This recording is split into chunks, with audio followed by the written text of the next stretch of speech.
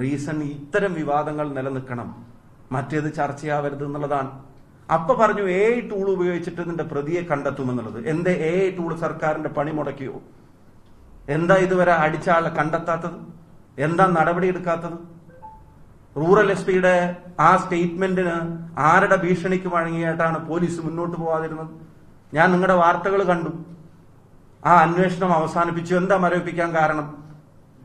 എന്തിനു വേണ്ടിയാ അന്വേഷണം മരവിപ്പിച്ചത്? അപ്പൊ അതിന്റെ പൊളിറ്റിക്കൽ ഇന്റർഫിയറൻസ് ആണ്.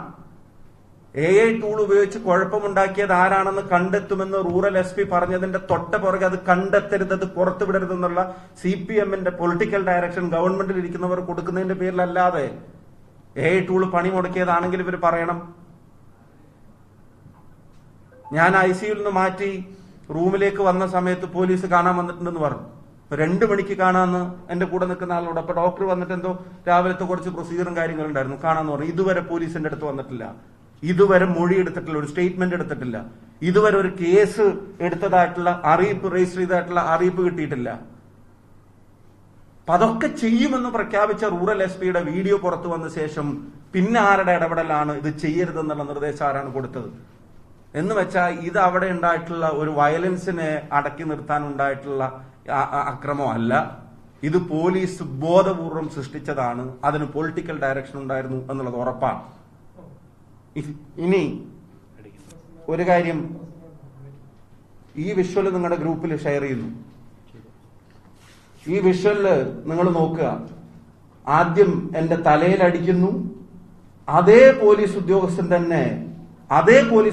തന്നെ എന്റെ മൂക്കിലും അടിക്കുന്നു.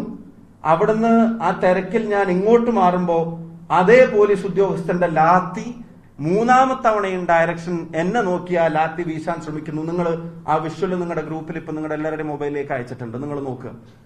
ഒരേ പോലീസ് ഉദ്യോഗസ്ഥൻ തന്നെ ആദ്യം തലക്കടിക്കുന്നു. അത് SP പറഞ്ഞ പോലെ പുറകിൽ നിന്നല്ല, ഫ്രണ്ടിൽ നിന്ന് തന്നെ എന്റെ തലക്കടിക്കുന്നു. തൊട്ടടുത്ത സെക്കൻഡില് എന്റെ മുഖത്തേക്ക് അടിക്കുന്നു, അതെന്റെ മൂക്കിൽ കൊള്ളുന്നു. അവിടുന്ന് തിരക്ക് ഞാൻ ഇങ്ങോട്ട് മാറുമ്പോ അയാളുടെ ഡയറക്ഷൻ മാറി അയാൾ ഞാൻ നിൽക്കുന്ന സ്ഥലത്തേക്ക് റൈറ്റിലേക്ക് ആഞ്ഞു വീശിയിരുന്ന് എന്റെ തലയിലും മുഖത്തും അടിച്ച ആള്.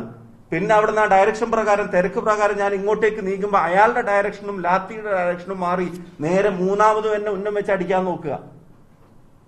അത് അവിടെയുള്ള ഒരു പോലീസുകാരൻ തടയുക. മൂന്നാമതും അടിക്കാൻ നോക്കുമ്പോ നിങ്ങൾ ആലോചിച്ച് നോക്കുക. അറിയാതെ പറ്റിപ്പോയതാണെന്ന് നിങ്ങൾക്ക് പറയാൻ പറ്റുമോ? സംഘർഷത്തിനിടക്കുണ്ടായതാണെന്ന് നിങ്ങൾക്ക് പറയാൻ പറ്റുമോ? ഈ സീനിൽ ഇത് നടക്കുമ്പോ എവിടെ അവിടെ ടിയർ ഗ്യാസ് പൊട്ടിയിട്ടുള്ളത്? ഈ സീൻ നടക്കുമ്പോ എവിടെ അവിടെ ഗ്രനേഡ് പൊട്ടിയിട്ടുള്ളത്? എവിടെ അവിടെ സ്ഫോടനം നടന്നിട്ടുള്ളത്?